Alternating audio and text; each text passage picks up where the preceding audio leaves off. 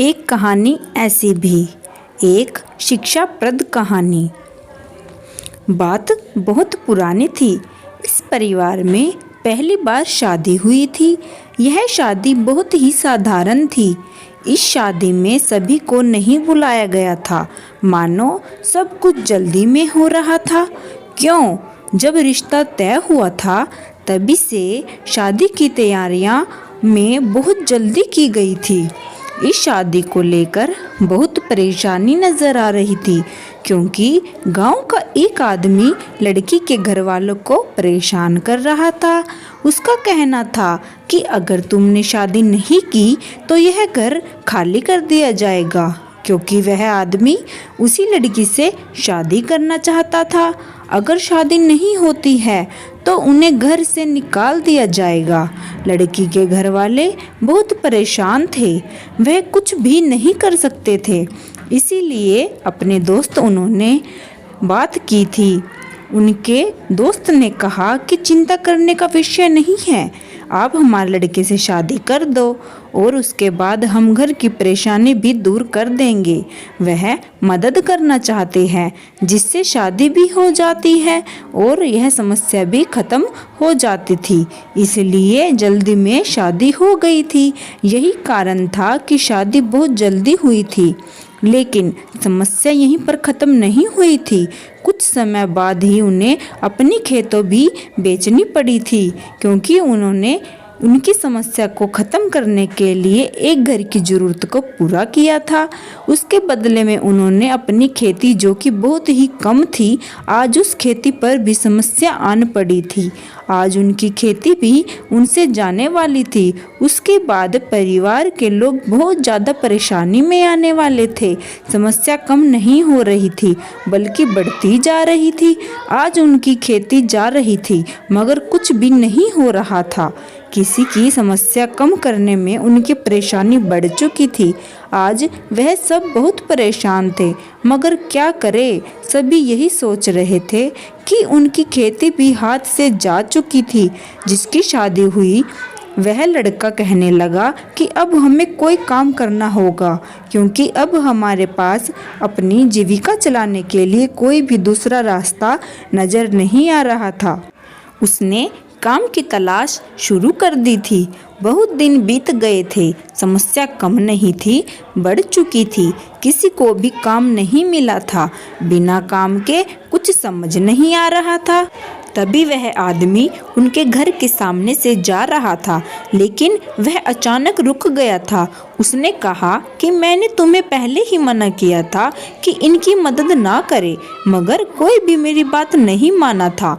आज देखो तुम्हें कितनी परेशानी हो रही है, तुम खुद ही बहुत परेशान हो। अब बताओ मेरी बात सही थी?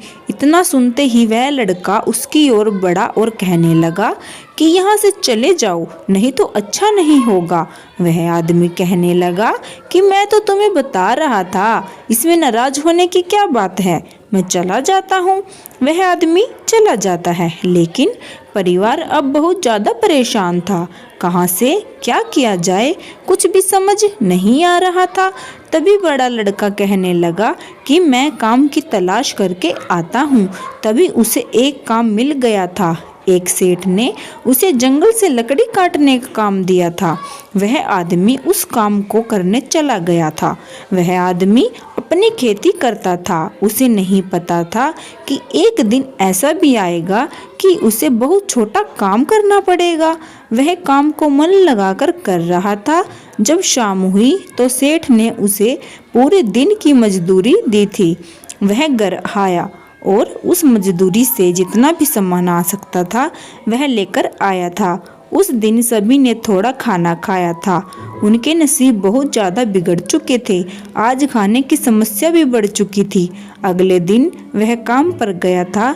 जब वह पेड़ से लकड़ी काट रहा था तभी वह पेड़ से नीचे गिरा था। जिस जगह पर वह गिरा था उस जगह पर एक गड्ढा हो गया था। उस गड्ढे में कुछ था। जब उसने देखा तो उसमें स्वर्ण मुद्रा थी। वह सभी मुद्रा को लेकर चला गया था। वह इतनी सारी थी कि वह फिर से बहुत अच्छा कर सकते थे। उनका भाग्य बदल रहा था, उनका भाग्य बहुत तेजी से बदल गया था। कुछ समस्या आने पर भी वह भागे नहीं थे, बल्कि उनका सामना किया था। सभी मुसीबत से वह निकल चुके थे। अगर उन्हें परेशानी आए भी तो भी वह उस परेशानी में भी कोशिश कर रहे थे, जिससे उनकी समस्या का समाधान हो चुका था। वह अपनी खेती वापस ले चुके थे, वह हर परेशानी को दूर कर चुके थे। धीरे धीरे उनके हालात बदल गए थे। अब सब कुछ अच्छा हो रहा था, मगर यह सोच पर नहीं था, बल्कि अपनी समस्या का सामना करना था। ये कहानी हमें यही बताती है कि जीवन की परेशानी अपने आप कम हो जाती है, मगर हमें उसका सामना करना होता है। दोस्तों, अगर आपको यह कहानी पसंद आई है तो आप इसे शेयर ज़रूर करें और कमेंट करके हमें भी बताएं। तो दोस्तों, डोंट फॉरगेट लाइक करें, शेयर करें और अच्छे कमेंट भी करें। अगर कोई गलती हुई हो तो हमें कमेंट बॉक्स में बताएं। मैं पूरी कोशिश करूंगी कि उन गलतियों को सुधार सकूं। और आप सबसे रिक्वेस्ट है कि प्लीज़ मेरे चैनल को सब्सक्राइब भी करें।